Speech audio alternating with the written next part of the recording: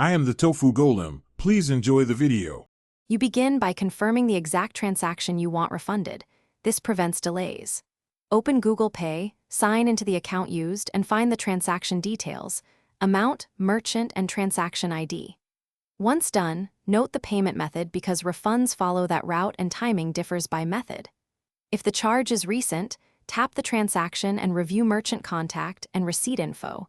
These are essential when you contact support or the merchant. This step sets up a clean, traceable refund request. Next, initiate the refund.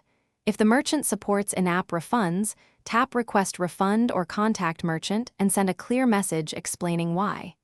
If that option isn't present, go to Help, choose Report a Problem or Start a Dispute in Google Pay Support.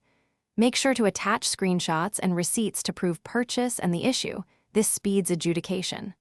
Once you submit, note the case number and expected timeline, because follow-up depends on those details and any merchant response.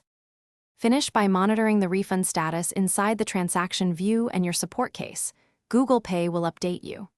Refunds to cards often take 3 to 10 business days, while bank transfers can take up to 2 weeks, so be patient but proactive. If the refund stalls, contact Google Pay support with your case ID and provide evidence again, and if needed, escalate with your bank or card issuer. A key troubleshooting tip: if status is pending beyond the expected window, check with both merchant and bank. Thanks for watching. Consider subscribing if we helped you today.